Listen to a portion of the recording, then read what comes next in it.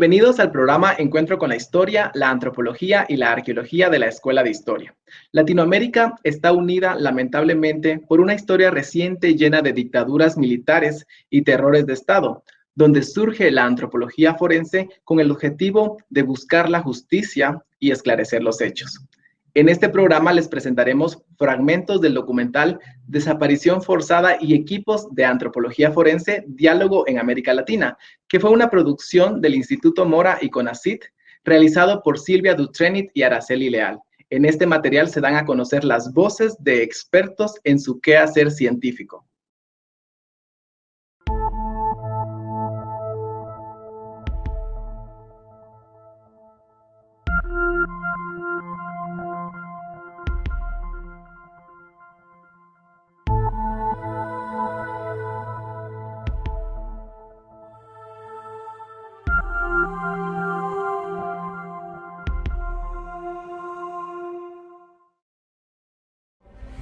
Primero que nada, hay un hecho que es difícil de entender para la persona que no lo vive. O sea, yo digo, mi hermano no está muerto, ¿no? Y me puede decir, estoy loco.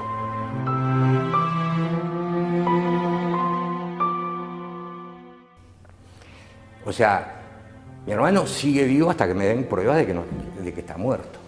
Legalmente no me pueden decir que está muerto.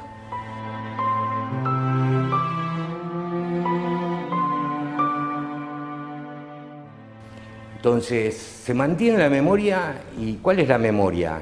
Para nosotros, el recuerdo del familiar desaparecido está presente hoy como lo dejamos, como la última vez que lo vimos. Eso que pasó hace 40 años se mantiene vivo hoy.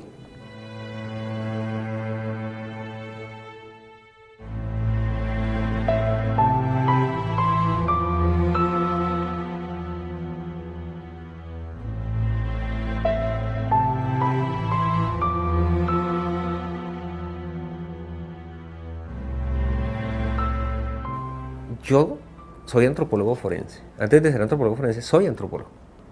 Somos científicos sociales. Nosotros no somos biólogos humanos que estamos haciendo anatomía o que estamos trabajando con eso. Nosotros trabajamos para la gente. Nosotros trabajamos para los familiares. Nosotros existimos porque hay un conflicto social. O sea, nosotros como antropólogos tenemos que darle respuestas a una problemática social. En este caso, es la problemática de los desaparecidos.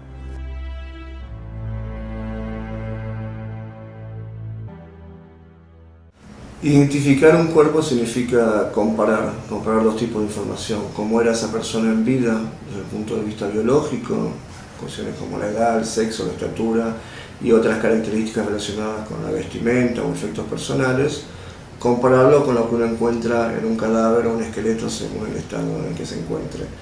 Se utilizan diferentes aproximaciones, de cosas muy generales como de la edad, el sexo, la estatura, hasta otras características que son más individualizantes, que tienen que ver con los dientes, tienen que ver con enfermedades que haya tenido la persona, que hayan dejado marcas en los huesos, y diferentes elementos relacionados con la persona. Se compara todo este tipo de información.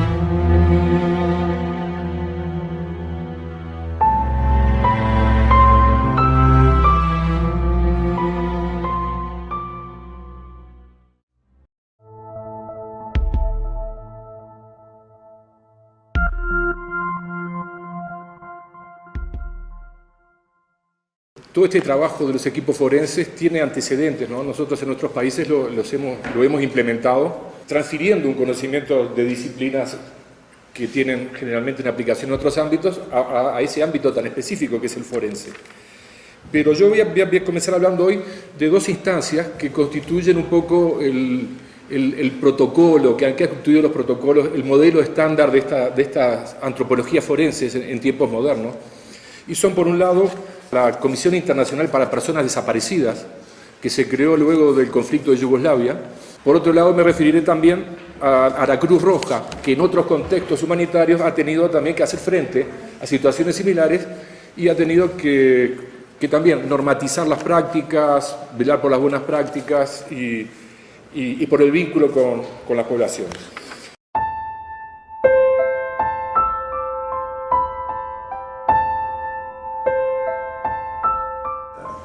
El equipo se conforma a principios de 1984 con la llegada a la Argentina de una delegación de científicos forenses organizada por la Asociación Americana para el Avance de la Ciencia. Uno de los integrantes de la delegación, el Dr. Clyde Snow, un antropólogo forense de Oklahoma, venía con el objetivo de ayudar a realizar exhumaciones de cuerpos que se encontraban enterrados en cementerios de todo el país, en sepulturas no identificadas. En esos momentos se comienzan a realizar exhumaciones en cementerios sin ningún tipo de metodología científica, lo que produjo la destrucción y pérdida de gran cantidad de cuerpos. Entonces lo que hace Snow es pedirle ayuda al Colegio de Graduados de Antropología de Argentina. No tiene una respuesta muy clara, entonces decide con un grupo de estudiantes de arqueología, antropología y medicina comenzar a hacer estas exhumaciones a mediados de 1984. Y es así como, bajo su dirección, realizamos la primera exhumación científica en un cementerio de la zona norte del Gran Buenos Aires.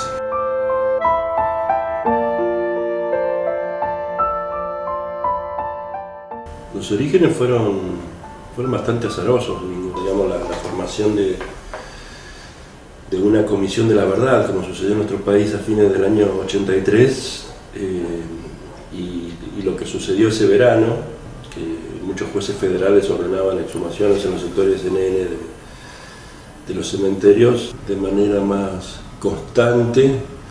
Vimos que se daba la posibilidad de empezar a hacer esto. Snow consiguió una pequeña beca y Morris acudió a un escribano para que hiciera una escritura de la constitución de una asociación civil sin fines de lucro. Entonces, por ahí estaba bueno afirmar la identidad, decir que éramos un equipo argentino. Creo que fue en abril del año 87 que se quedó constituida la asociación civil.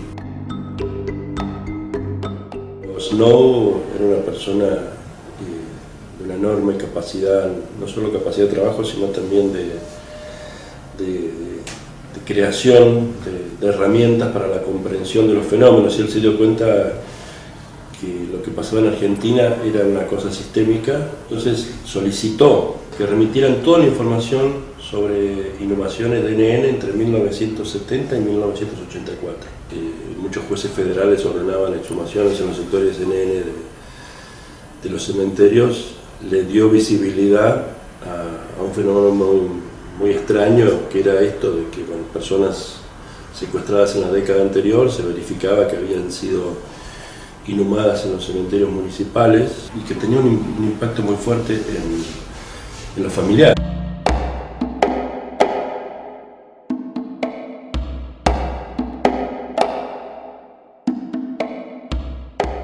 Y estando en esa situación, trabajando y colaborando en la comisión del Colegio de Antropólogos, tuvimos la oportunidad de conocer al equipo argentino de antropología forense y al Dr. Clyde Snow.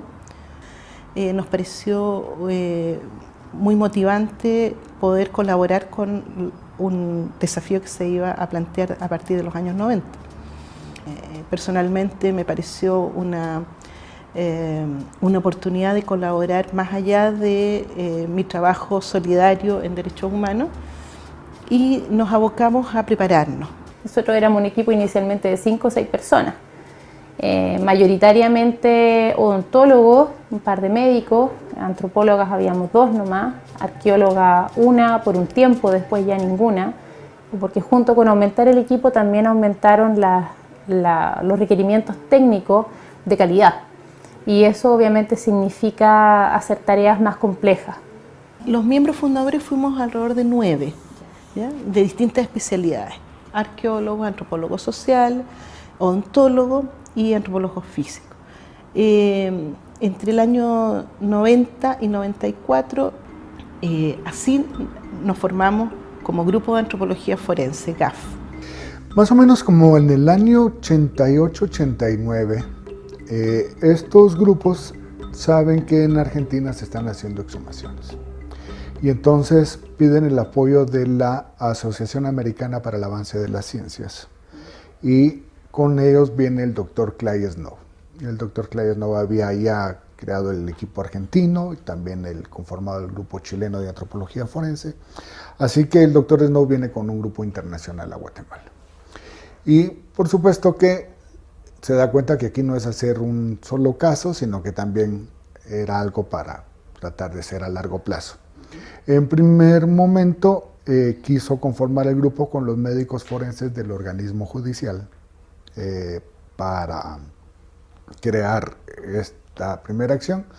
No tuvo esa suerte, pero al estar haciendo ese trabajo conoce entonces acá a jóvenes que estaban terminando la carrera de arqueología o de antropología en el país, y es con los que empieza a juntarse, y en el año 92 se crea entonces el equipo de antropología forense de Guatemala, y Clay Snow y otros antropólogos que vienen ahí con él, pues son los que empiezan a formar ahí a estos primeros jóvenes.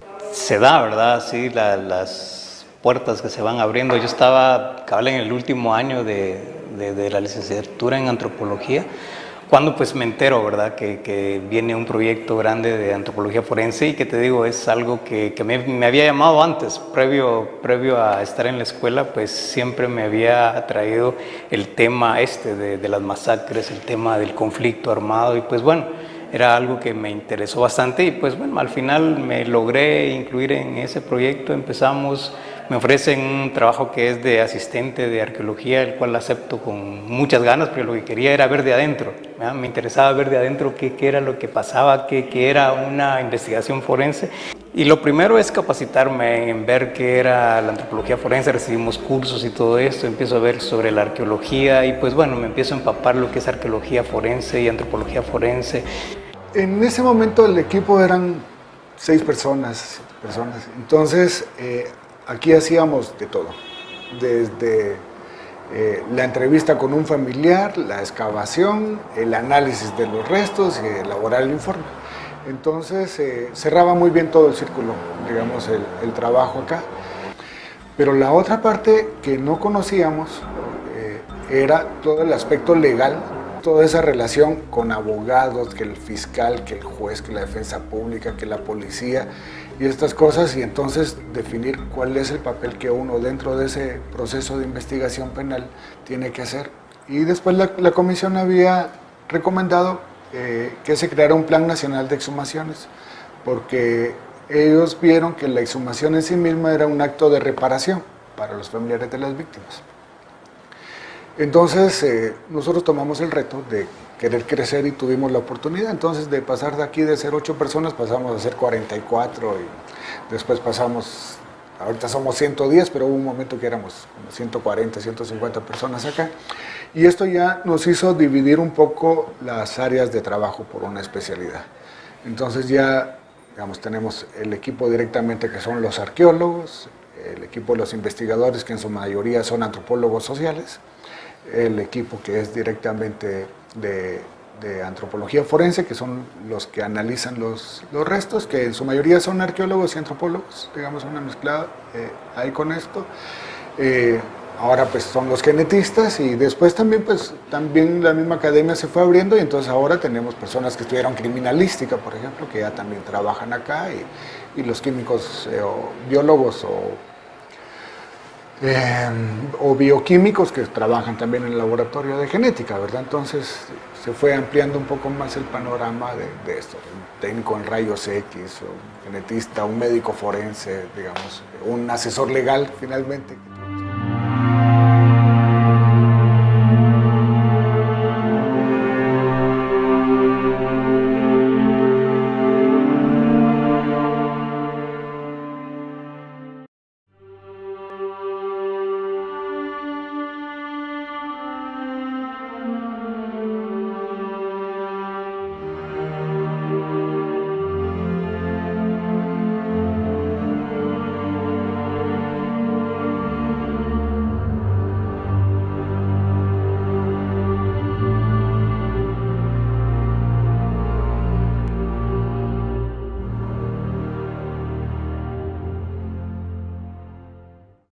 A los pocos años de comenzar a trabajar nos dimos cuenta que las hipótesis que nos presentaban los abogados que trabajaban en los casos y los jueces muchas veces no eran muy claras en cuanto a la posible identidad de la persona que estamos buscando. Entonces, de alguna manera decidimos comenzar a entender cómo funcionó el Estado en la década de los 70 en la Argentina y cómo funcionaron las organizaciones político-militares, Montoneros y el RP, que era el blanco principal de la campaña de represión que tuvo en el país.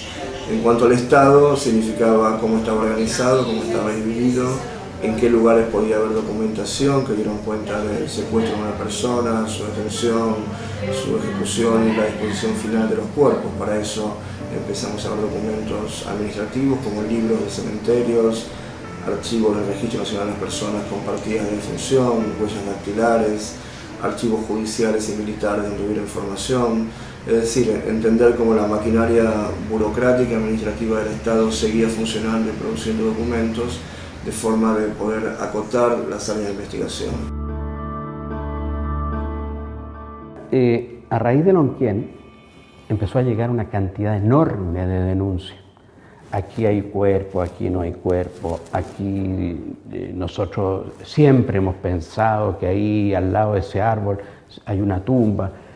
Bueno, chequeamos todos los casos que nos indicaron. En muchos casos eran comentarios, rumores. En otros casos se comprobó que habían estado ahí enterrados cuerpos y quedó muchísimo huesito muy pequeño. Una excavación arqueológica es una actividad destructiva. En realidad la física también hace muchas cosas, ¿no? Rompe los átomos y después mide el color. En ciencia hay muchas operaciones destructivas y una vez que se excava algo no se puede excavar dos veces. Entonces esa es la preocupación por excavar, por hacerla bien. Eso fue una cosa que subrayó la Cruz Roja. La base científica de todo esto y que el principio es el trabajo interdisciplinario. Si bien vimos que los arqueólogos tienen un trabajo fundamental en la búsqueda y localización de las tumbas, el análisis de la escena del crimen, la recuperación de los cuerpos, por supuesto que es importante y fundamental el trabajo de los antropólogos físicos que vienen después, para reconocer las patologías que puedan orientar hacia la interpretación de la causa de muerte. Una vez que tú tienes esa información, tú tienes que convertir ese número de víctimas que estás buscando, tienes que convertirlos en nombres. ¿Y cómo los conviertes en nombres? Por medio de la entrevista de datos antemortem o la ficha antemortem. Entonces todo este tipo de información, ahí tienes, la ficha antemortem te da, es una herramienta que te permite no solo reconstruir la memoria de la persona desaparecida. Si nosotros miramos una excavación, primero, aplicamos las técnicas, los métodos y las teorías arqueológicas para que sea sistemática y que haya una recuperación eficiente de todos los elementos que reposan en ese contexto. Pero ese contexto además tiene unas connotaciones legales, porque todo eso se va a convertir en materia de prueba, desde los restos mismos hasta esas otras evidencias que están asociadas, porque todo lo que hay ahí nos puede dar cuenta de muchas cosas. Entender ese contexto nos puede dar cuenta de la identidad o la posible identidad de las víctimas, de los victimarios, de cómo se dio, de cómo sucedieron los hechos. El médico forense, en cualquier sistema legal es el que tiene la potestad de establecer la causa de muerte. ¿Y ellos por qué? Ellos son los que firman los certificados de defunción. Y de ahí para allá todas las demás connotaciones legales que eso tenga. Pero el antropólogo forense, ¿qué hace? El antropólogo forense es el que sobre los huesos reconstruye las lesiones. El antropólogo forense es el que dice, bueno, yo estoy viendo aquí una herida producida por un proyectil de arma de fuego, yo estoy viendo aquí una lesión producida por un elemento cortante, o punzante, o cortocontundente, ¿sí? Entonces, en ese sentido, el antropólogo forense tiene que tener un lenguaje adecuado para comunicarse con ese médico forense. Y el médico forense luego va a decir, bueno, la causa de muerte fue lesiones múltiples por proyectil de arma de fuego o va a ser laceración cerebral, pero es porque el antropólogo le está guiando, ¿cierto? Sobre la base que el antropólogo se supone que es el que está más familiarizado y está más en capacidad de trabajar con los huesos. Y según como dice la gente de la Cruz Roja Internacional, porque las personas, las comunidades tienen el derecho de que los restos tengan un enterramiento digno acorde a sus costumbres y tradiciones. Es decir, si son musulmanes que lo hagan a su manera, si son católicos a su manera, y la gente siempre tiene estas concepciones respecto a la muerte, ¿no? Entonces de ahí que el hecho de que haya personas desaparecidas tiene un impacto social. O sea, el inconsciente colectivo se ve golpeado. Y ya nos vamos a casos específicos que son la familia como tal. El hecho de poder certificar una muerte te va a permitir acceder a una herencia, obtener una indemnización, ¿sí? Y eso le compete más a esa parte legal que maneja, diría yo, el Estado. También están esos procesos legales que tienen que ver con la búsqueda de los responsables, con el enjuiciamiento.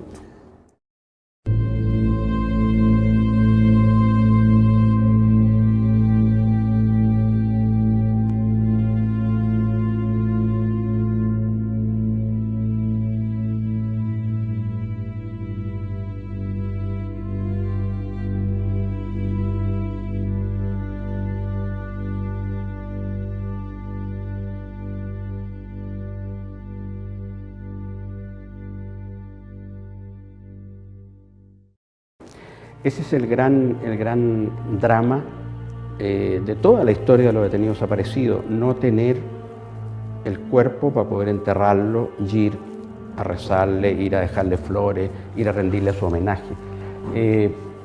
Y lógicamente después de eso la dictadura decreta la operación de televisores. Yo tengo la sensación de que en Chile pasamos por un proceso de negación total a una cosa paulatina de reconocimiento de que el mirar nuestra historia, el mirar a las familias, el mirar a las víctimas es un proceso necesario para poder avanzar hacia cualquier lado, ¿no? Y que en realidad yo creo que al principio de la democracia era difícil de lograr también, porque no teníamos una democracia plena. Teníamos esta democracia bien así protegida y yo creo que un poco amenazada. Entonces en realidad tampoco era un momento en que toda la ciudadanía se iba a volcar a mirar al pasado con el afán de mirar con la distancia necesaria quizá los procesos que había vivido Chile. Pero cuando no se logra una identificación, y que yo no tengo por qué, a ver, que en una comunidad X dicen que aquí los que murieron fueron estos 4 y que estos son miembros de esta familia. Pero a mí los huesos no me dan la suficiente información para decir que este es Juan. Y yo no tengo por qué negárselo a la señora. Digamos que si ellos fueron los que vieron cuando murió y todo, pero yo no tengo cómo demostrarle eso al juez. No lo puedo sustentar. Entonces también reconocemos nuestros límites. Entonces simplemente voy con la familia, disculpe, yo no tengo por qué no creerle a usted, lo que pasa es que yo no puedo demostrarle al juez.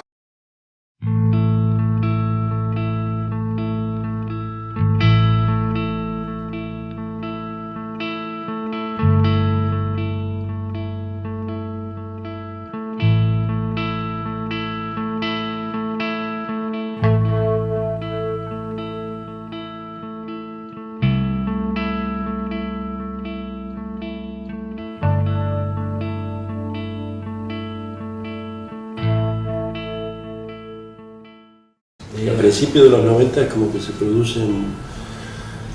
produce una serie de trabajos de mucha envergadura, ¿no?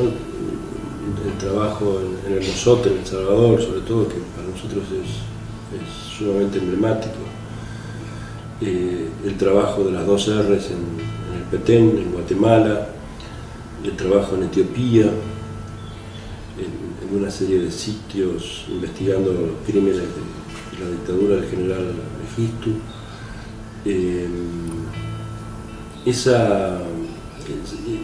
Esos años también colaboramos en la creación de un equipo chileno parecido al nuestro, luego en la creación de un equipo guatemalteco. Digamos como que en la década del 90 el equipo se consolida mucho. Yo creo que nuestro trabajo como GAF fue importantísimo, porque le demostró a las autoridades y a la sociedad de que efectivamente se podían encontrar los detenidos desaparecidos, algo que no sabíamos hasta ese momento. que se podían identificar osamentas humanas, que no era necesario encontrar los cuerpos con partes blandas. Por lo tanto, no iban a quedar en la impunidad.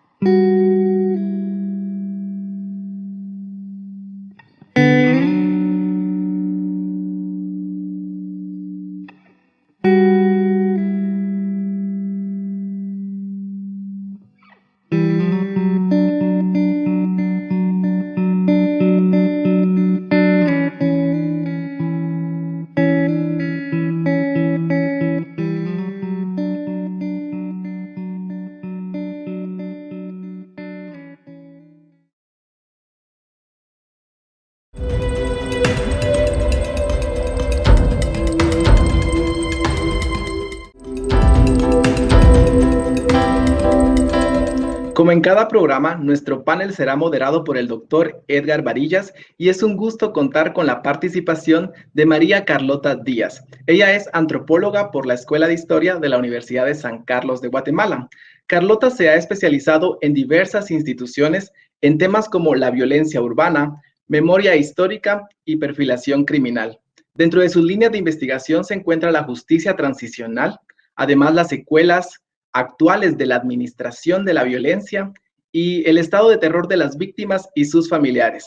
Durante 7 años laboró en la Fundación de Antropología Forense de Guatemala y actualmente es perito en Antropología Forense por el Instituto Nacional de Ciencias Forenses de Guatemala, INACIF. Nuestro siguiente panelista es Daniel Jiménez Gaitán. Él es licenciado en Antropología y con estudios en Maestría en Ciencias Forenses por nuestra Casa de Estudios. Daniel posee más de 10 años de experiencia en antropología forense, enfocándose en temáticas como las exhumaciones y todo lo relacionado a la guerra interna, desde la Fundación de Antropología Forense de Guatemala. Desde el 2017 dirige la subárea de antropología en el INASIF y es miembro de la War Crimes Investigation Network de la Universidad de Oxford. Ha participado como perito en diversos casos, como el de genocidio y Shield contra el expresidente Efraín Ríos Montt del año 2013 al 2016, el caso de Sepur Sarco en el 2016 y Creón Paz. Dentro de algunas de sus líneas de investigación se encuentra la búsqueda de personas desaparecidas y la identificación humana forense. Bienvenidas y bienvenidos a un nuevo programa de encuentro con la antropología, la historia y la arqueología de la Escuela de Historia de la Universidad de San Carlos de Guatemala. El tema que nos ocupa el día de hoy se refiere a las desapariciones forzadas, pero especialmente a la antropología forense. Hemos visto un documental del cual solo hemos presentado unos segmentos que se refieren específicamente a la antropología forense. El documental es rico en información y tiene un carácter formativo muy amplio. En otra ocasión nos referiremos a las desapariciones forzadas, porque tanto las desapariciones forzadas como la antropología forense son necesarios temas de discusión, de análisis en la actualidad que vive nuestro país, sobre todo ante la avalancha contra la institucionalidad de la paz que se ha dado en los últimos días al desaparecer las últimas instituciones que quedaban respecto a la paz. El pensar en que la paz se construye del presente hacia el futuro ignora un pasado que lo único que pretende es que se oculte la verdad histórica sobre las desapariciones forzadas, pero también sobre el sistema de exclusión, de discriminación, de explotación que vive nuestro país. Por ello, nuestros invitados de hoy nos van a aclarar, nos van a ampliar los conceptos sobre la antropología forense, y tomando como referencia el documental que hemos visto. Así es que bienvenido Daniel, bienvenida Carlota. Es un gusto estar aquí con ustedes y un honor haber sido invitado para charlar sobre este tema tan importante como es la antropología forense y su desarrollo histórico y metodológico en el país. La antropología forense en Guatemala está íntimamente ligada al modelo de Estado que tenía Guatemala durante el conflicto armado interno. Es ahí donde se hace necesario aplicar conocimientos científicos para darle respuesta a la búsqueda de personas, tanto detenidas, desaparecidas, como las ejecuciones extrajudiciales, las ejecuciones multitudinarias o las masacres como las conocemos, ¿verdad?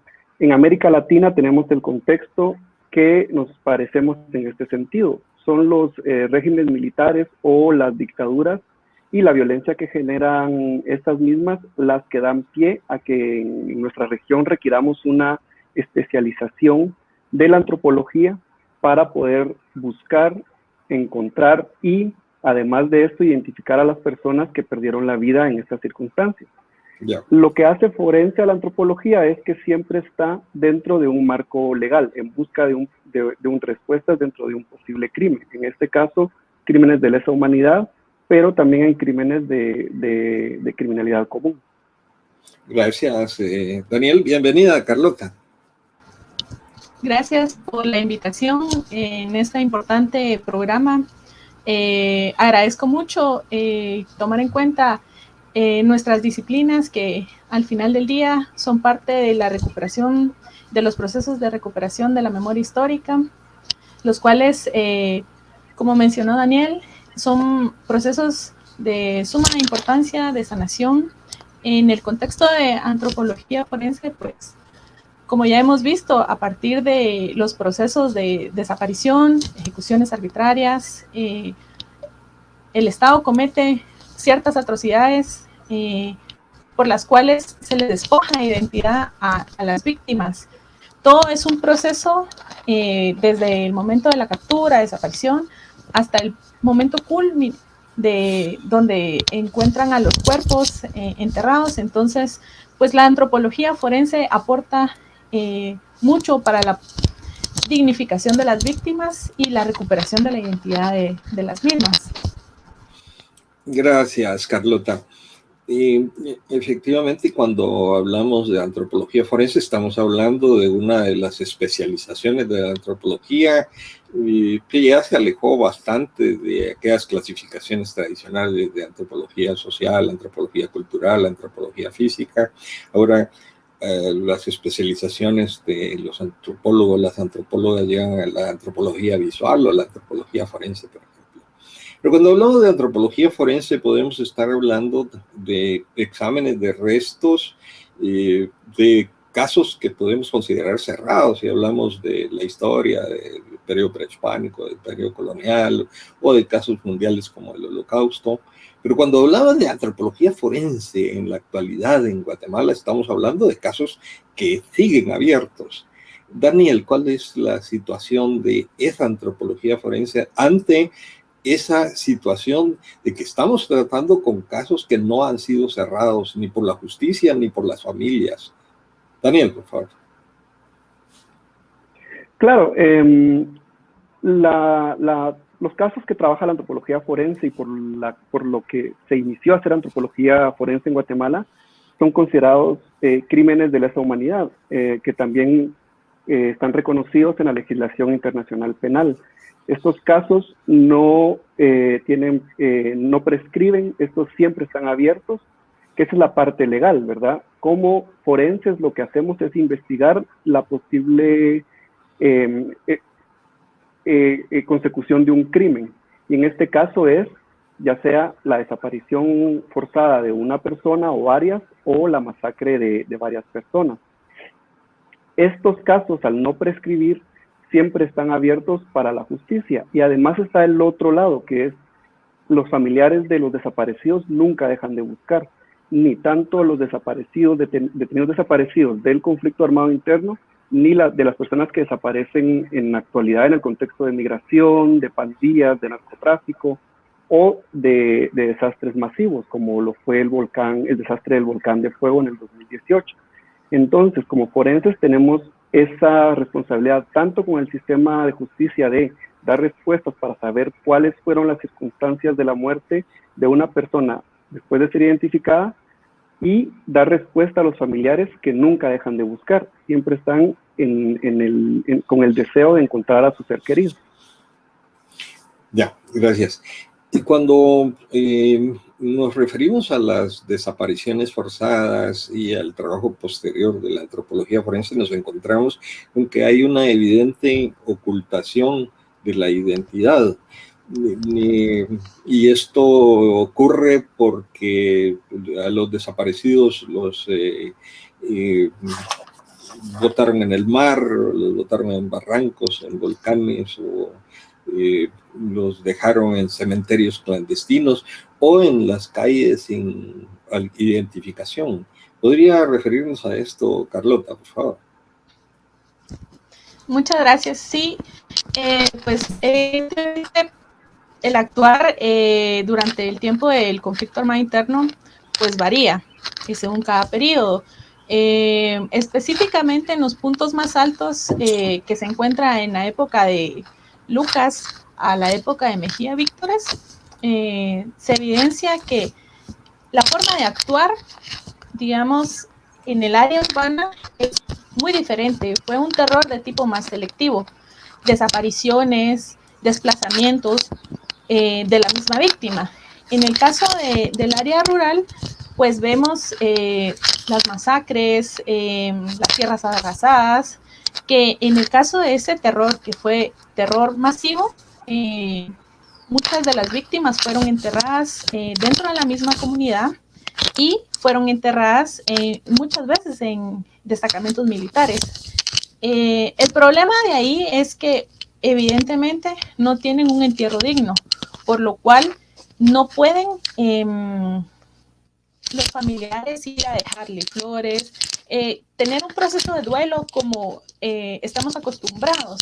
Entonces, ahí es, aparte del problema de despojar de identidad a la víctima, pues crea repercusiones más profundas y emocionales en los familiares. En el caso del área urbana, hubo una estrategia bien particular porque inicia con las desapariciones, un terror psicológico también efectuado contra las víctimas, y luego pues no eran enterrados necesariamente en los cementerios, digamos, como la verbena, sino que muchas veces eran desplazados hacia Chimaltenango, hasta hacia áreas cercanas. Eso que usted comenta de la forma de enterrar a personas o tirarlas al mar y todo eso, inicialmente se dio en un principio del conflicto armado interno, pero era mucha la masividad de personas que necesitaban pasar por ese proceso administrativo y legítimo, que evidentemente pues el Estado avaló.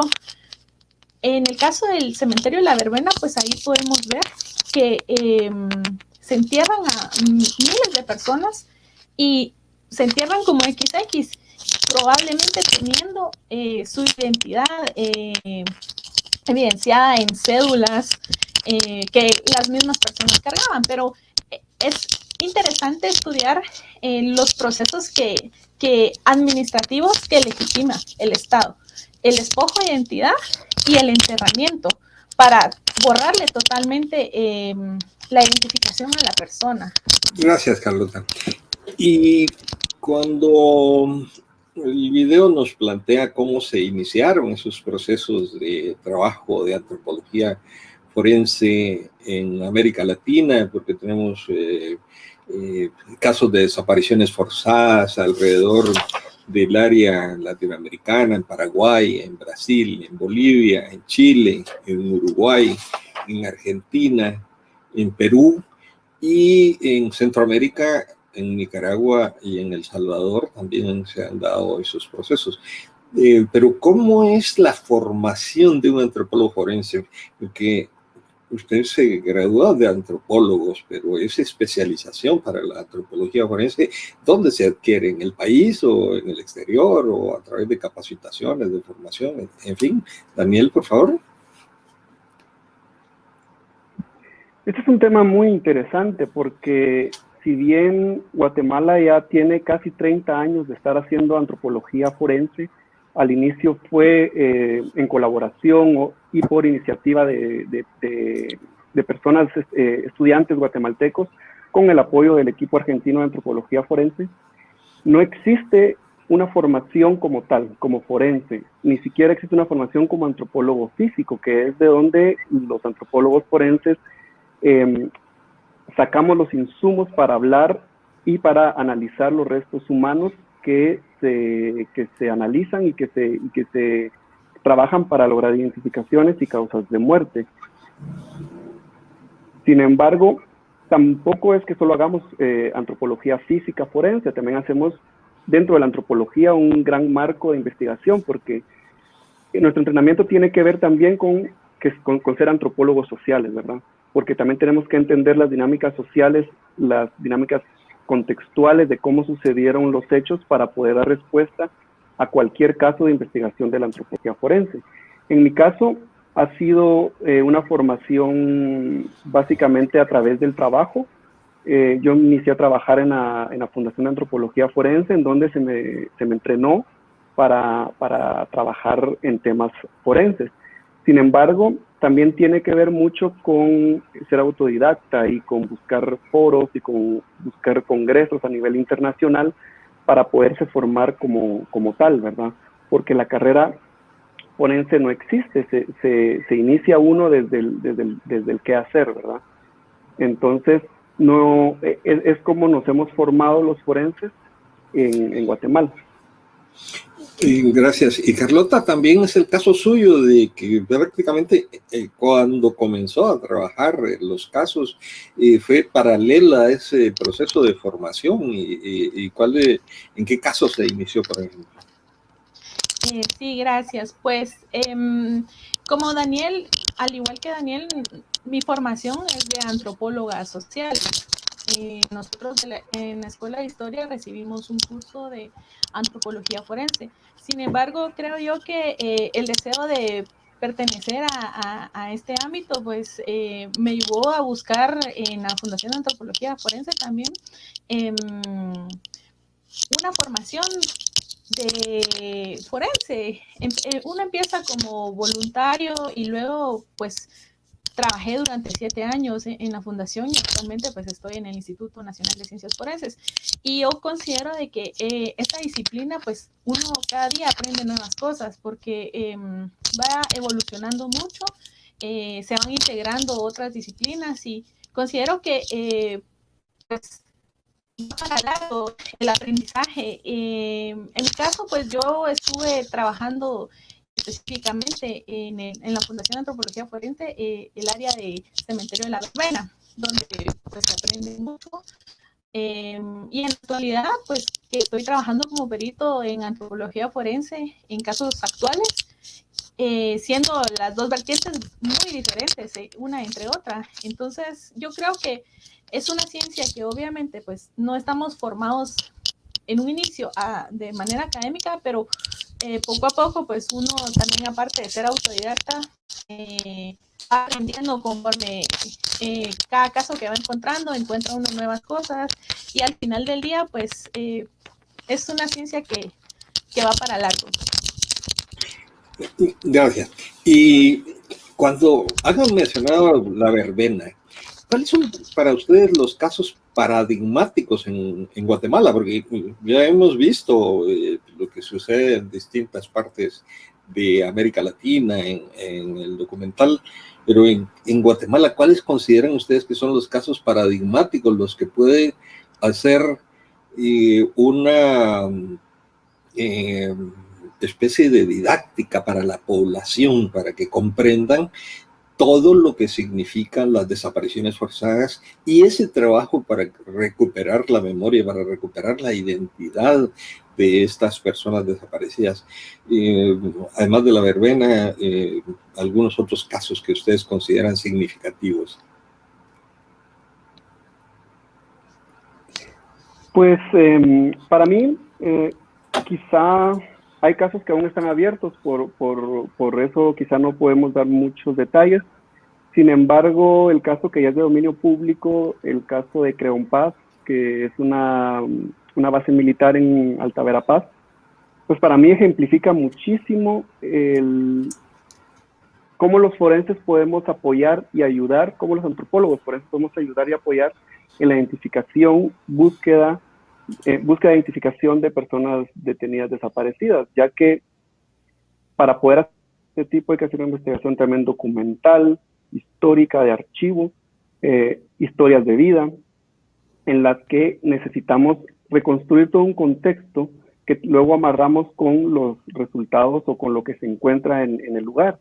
Y en este caso son más de 500 cuerpos recuperados en un área ocupada por una base militar, ¿verdad? Entonces, este caso que está abierto y que no, como dije antes, no podemos dar detalles porque aún no ha sido juzgado, sí representa, a mi juicio, uno de los ejemplos que podrían ilustrarle a la población, sobre todo a las generaciones más jóvenes que no vivieron el conflicto.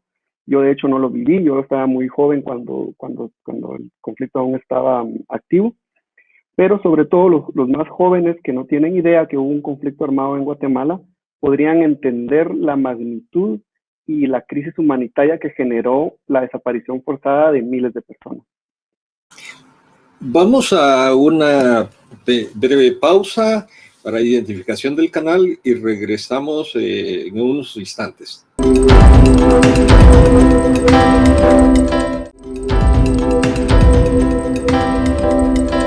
Estamos de vuelta en el programa Encuentro con la Historia, la Antropología y la Arqueología. En esta ocasión tenemos a dos antropólogos forenses como invitados.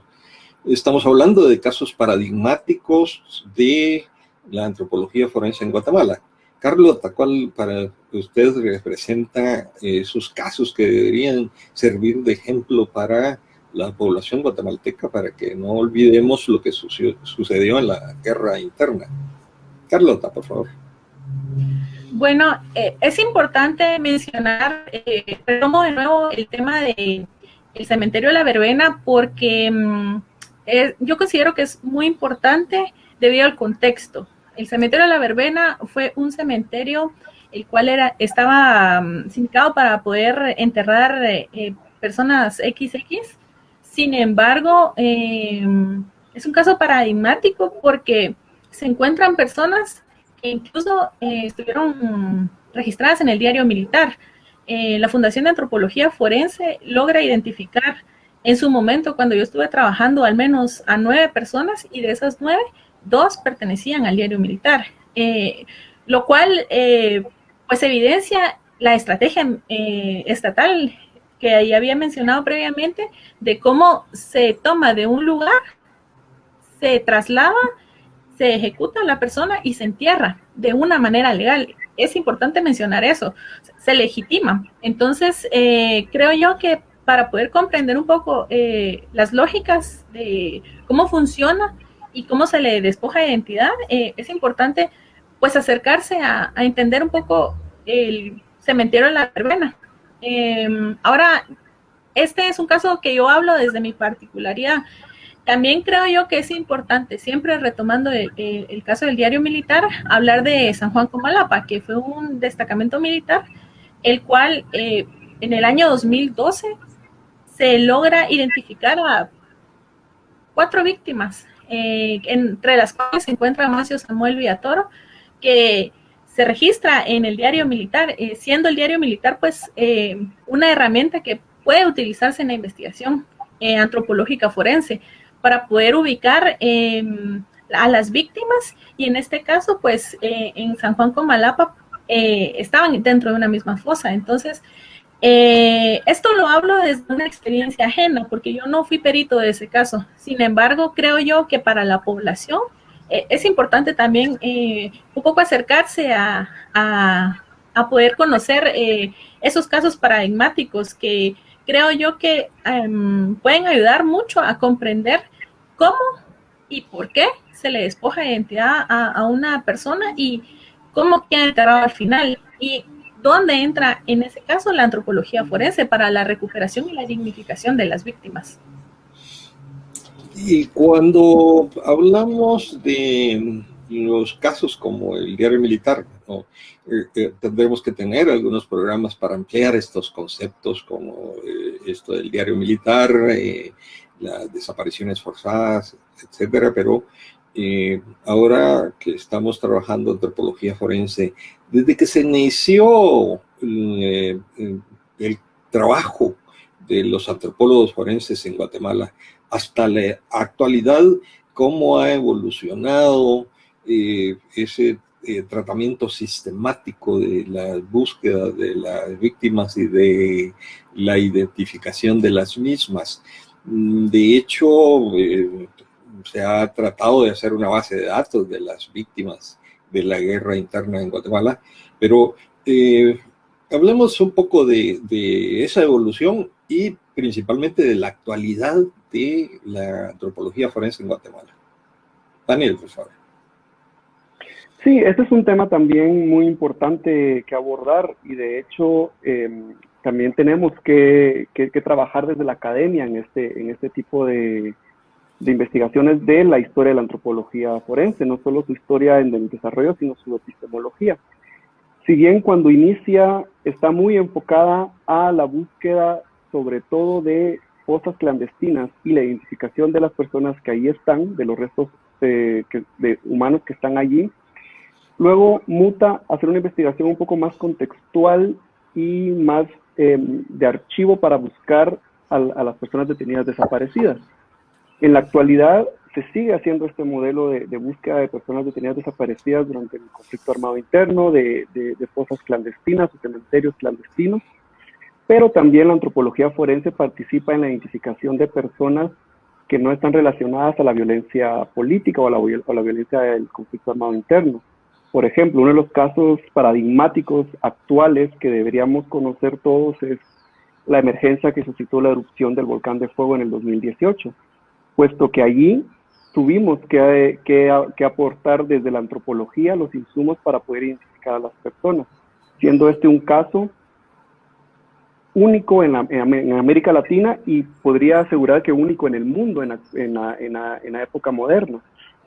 Entonces, la antropología forense sí ha evolucionado o ha adaptado sus métodos y sus metodologías para poder dar respuesta en diferentes campos de estudio, porque también estamos trabajando con personas migrantes, ¿verdad?, que mueren en la frontera, migrantes guatemaltecos que no logran llegar a Estados Unidos y mueren en la frontera de Estados Unidos, y cómo nuestros insumos que nos da lo forense nos puede ayudar para poder darle nuevamente la identidad a estas personas que la pierden por un proceso, una crisis humanitaria o un desastre natural.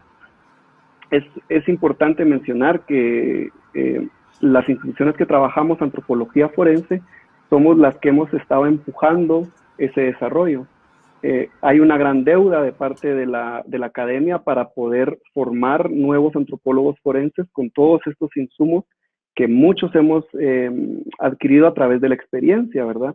Y creo que esa es la actualidad, la urgencia de que la academia también se nos una para poder lograr una formación más sólida y a largo plazo, porque la antropología forense no es una moda ni llegó como una cuestión de gusto, sino es una necesidad que la misma población lo requiere, porque el desaparecido del conflicto armado interno tiene tanto derecho como para recuperar su identidad como el desaparecido de una persona que está vinculada al narcotráfico o a las pandillas, por ejemplo.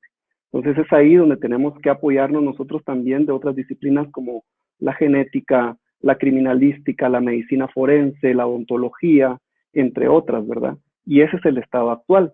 Seguimos trabajando, se siguen buscando los casos que requieran de la antropología forense, pero también requerimos compromiso académico para poder expandir el horizonte de capacidades, ¿verdad? Y Carlota, desde su experiencia, ¿cuál cree que son las instituciones más fuertes en la actualidad para trabajar en antropología forense? Bueno,